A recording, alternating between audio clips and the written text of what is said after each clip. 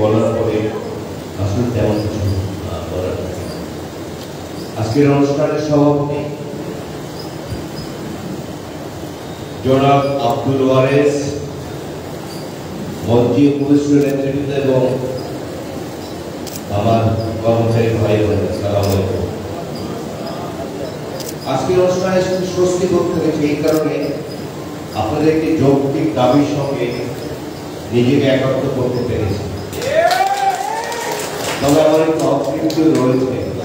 15 লক্ষ আপনাদের অ্যাসোসিয়েশনে যারা আছে, 15 লক্ষ মানুষ আজকে উপস্থিতি সেটি প্রমাণ করেন। দুর্ভাগ্যজনক। দাবি আদায় করতে হলে সবাইকে সম্মিলিতভাবে থাকতে হবে, সবাইকে ঐক্যবদ্ধ হতে হবে।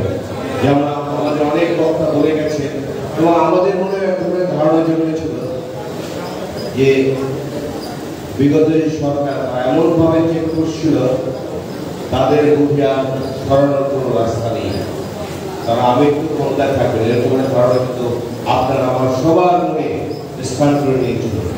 তো মানুষ যখন ঐক্যবদ্ধ হয়েছে, জগদ্দল চাপড়ের মতো, জগদ্দল পাথরের মতো চেপে বসে সরকার কিন্তু তখন তাও চলে গেছে। সুতরাং আমাদের আন্দোলন সম্মিলিতভাবে করতে হবে, কারণ ক্ষুধার অনুভূতি, অসুখের অনুভূতি সবাই যদি একরকম। যিনি ৭৮,০০০ টাকা স্কেলের চাকরি করেন তারও যেরকম, আপনার আমার কিন্তু সেরকম। অনেক বক্তা বলে গেছেন তিনি যেখান থেকে বাজার করেন আমি কিন্তু সেখান থেকে বাজার করি, আপনারা সেখান থেকে বাজার করেন। তিনি হয়তো অনেক সুযোগ সুবিধা পাচ্ছেন, কিন্তু আপনার সেই সুযোগ সুবিধা পাচ্ছেন ভাবা যায়। আপনারা আন্দোলনে আমি আরেকটা জিনিস দেখছি, আমি তো আগে কিছু চিন্তা করিনি। বিশেষ করে 11 গ্রেড থেকে 20 গ্রেডে যারা চাকরি করেন তাদের বয়স এই পর্যায়ে এসছে, অনেকেরই বাচ্চা আছে, ম্যাক্সিমাম নেই। এবং সঙ্গে কিন্তু আমি একটা জিনিস যোগ করা খুব ভালো লেগেছে, বাবা মাকেও তাদেরকে দেখতে হয়। এটা কিন্তু বিরাট কথা। আমি রিপিট করছি, আমি যখন চাকরি করতাম কম বেতনে, আমার মা অসুখ ছিলেন, বাবা অসুখ ছিলেন, আমি প্রয়োজনে আমার বাজেট কার্টেল করে বাবা মার জন্য টাকা পাঠাতাম, বাবার জন্য থাকতে আমি চিকিৎসা করতাম। কারণ আমাদের ওরিয়েন্টাল কালচারে এই জিনিসটি বড় দিক যে আমরা বাবা মাকে সেবা শুশ্রূষা নিজের জীবনের বিনিয়োগ করতে চাই। আমাদের মানুষের কিন্তু সেরকম, কিন্তু ওয়েস্টার্ন ওয়ার্ল্ডে কিন্তু এই কালচার নেই। আপনাদের সঙ্গে যে বৈষম্য হচ্ছে এরকম আপনাদের আমি কোনো চিন্তা করি। এখানে মামুন আছে, তিনি আবার একই জায়গায় আমাদের বাড়ি মামুনের কাছে সেবাও নিয়েছে ঢাকা মেডিকেল কলেজে। তার সাথে আমার করার পর আপনাদের আরো কয়েকজন নেতার সাথে কথা হয়েছে যারা একটি সমস্যা আগে আসলে এমন করে জানতাম না এই অবস্থা। 15,000 টাকা একজন লোক থাকা যায় না, সেখানে আপনাদের স্ত্রী আছে, পরিবার পরিজন আছে, বাচ্চা আছে। আর আমরা যদি পরিবার মধ্যে শুধু নিজের সন্তান না, যে কথা আগেও বলেছি, স্ত্রীর স্বামী না, এর সাথে কিন্তু বাবা মা আছে এবং মাঝে মাঝে কিছু সামাজিক দায়িত্ব পালন করতে হয়। ধরুন ইন্ডাস্ট বোনের ছেলে আছে, মেয়ে আছে, তাদেরকে গিফট দিতে হয়, বা ভাইয়ের ছেলেকে আছে তাদেরকে গিফট দিতে হয়। একজন বসে আছেন, তিনি তো মনে করেন যে আমার আত্মীয় ঢাকায় চাকরি করে বা সরকারি চাকরি করে, তার কাছ থেকে আমি কোনো গিফট পাবো। সুতরাং বহু সমস্যা, এই সমস্যা উদ্রেক হয়েছিল না। বিশেষ করে আপনারা ধরা করতে পারেন গত 15 বছর যে দুর্নীতি শাসন চলেছে, এই শাসন টিকে রাখা অন্যতম কুশীলতা কিন্তু আমরা, বড় কিন্তু আমরা।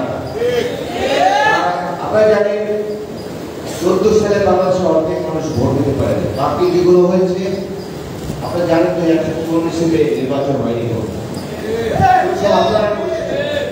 18 সালে দিনের ভোট রাখতে হচ্ছে, আপনারা এটাই কিন্তু উচ্চতর মামলা করেছে। তারপরে 24 সালে যে গ্রামে নির্বাচন হয়েছে সেটি কিন্তু আমরা কন্ট্যাক্ট করেছি।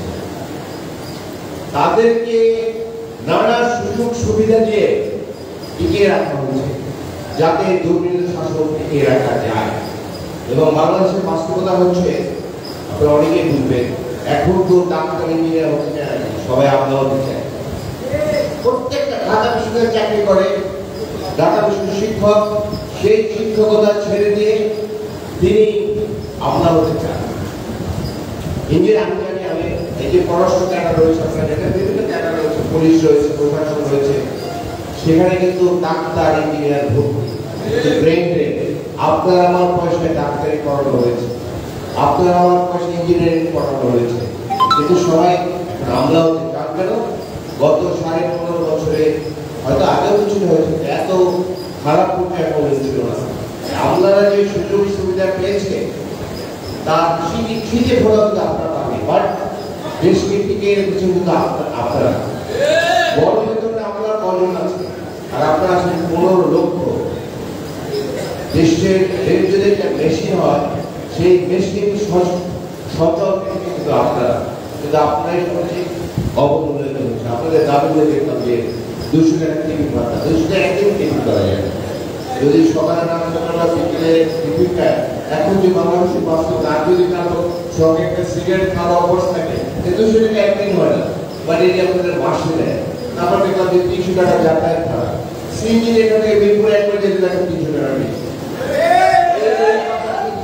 আপনাদের সাথে বসবা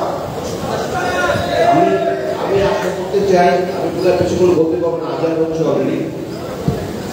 আমি আপনাদেরকে যে কথা বলতে চাই, দেশ জগদ্দল পাথর থেকে মুক্ত হয়েছে, দেশের মানুষ নিঃশ্বাস নেওয়ার শুরু পাচ্ছে, সুতরাং দাবি দাও পেশে উঠছে। আগের যে সরকারটি ছিল তাদের মূল টার্গেট ছিল যে কোনো ভাবে হোক কর্মচারীদের বঞ্চিত করে, মানুষ মেরে, শিক্ষার্থীদের হত্যা করে ক্ষমতায় টিকে রাখতে হবে।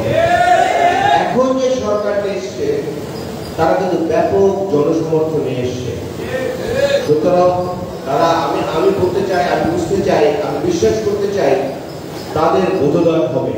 কারণ এখানে অনেক যারা এই উপস্থিত পরিষদে আছে, আমার ব্যক্তিগত অনেকে পরিচিত, তারা কিন্তু মানুষের প্রতি ভালোবাসা অনুভূতি সম্পন্ন। আমাদের লড়াইটা হচ্ছে মানবিক বাংলাদেশ প্রতিষ্ঠার জন্য। আমরা চাই এই যে নানা ধরনের মানুষের অত্যাচার নির্যাতন করা হয়েছে, সরাসরি যে নির্যাতন করা হয়েছে সেটি বাদ দিলাম, আপনাদের প্রত্যেককে নির্যাতন করা হচ্ছে। টাকা দিয়ে মানুষ যদি চলতে হয়, এর চেয়ে বড় নির্যাতন আর কিছু নেই। সবাই জানে আপনি সরকারি চাকরি করেন, সুতরাং আপনার আত্মীয় সবাই ভাবে সরকারি চাকরি করে, তিনি বোঝেন খুব ভালো আছে, কিন্তু বাস্তবতা সেটা আপনি বুঝবেন। আপনার হতেও পারে না, একটু ভালোবাসায় থাকতে পারেন না, সন্তানদের ভালো স্কুলে পড়াতে পারে না। আমরা যত আছে এখন কিন্তু সবাই সন্তানকে বিদেশে পড়ায়, না হলে অন্তত ঢাকায় পড়ায়।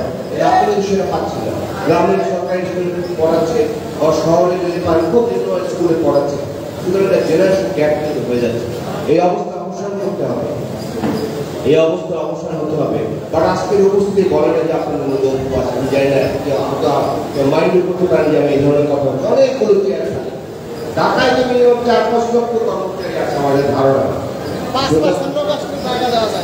সুতরাং আপনাদের ঐক্যবদ্ধ হতে হবে, ঐক্যের সামনে কিন্তু সবকিছু ভেসে যায়।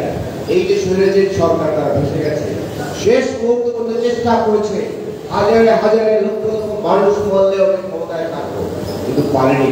এটি হচ্ছে ইতিহাস।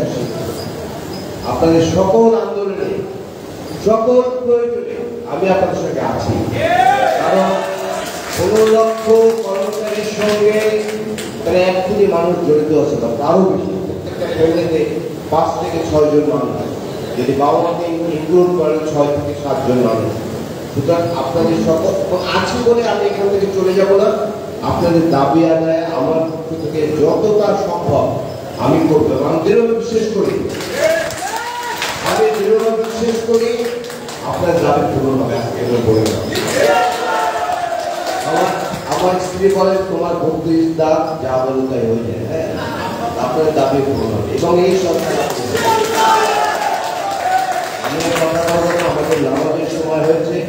আগামী দিনের সকল লড়াই সংগ্রামে, লড়াই বেশি দিন রাখবে না। দেখুন আমরা এই সরকার কিন্তু ভিন্নভাবে সরকার, ডক্টর ইউনূস সাহেব তিনিও এদেশের গরিব মানুষের জন্য, যারা ব্যাংক থেকে লোন পেত না তাদের জন্য অনেক কিছু করেছে। সরকারি যারা আছে, এই যে আমাদের কোমলমতি শিক্ষার্থীরা আছে, দুজন উপদেষ্টা আছে, ওনাদের বিশেষ সহকারী আছে, তারা তো আমাদের দল ঘুরবে, আপনাদের দল ঘুরবে আশা করি। সুতরাং আপনাদের দাবি পূরণ হবে এবং আবার আপনাদের সকল সংগ্রামে থাকার অঙ্গীকার ব্যক্ত করে আমি আমার কথা শেষ করছি। আপনাদের সবাইকে ধন্যবাদ।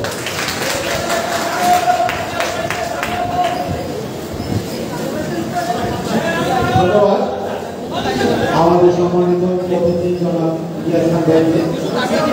আজকের অনুষ্ঠান এই পর্যন্ত সমাপ্ত।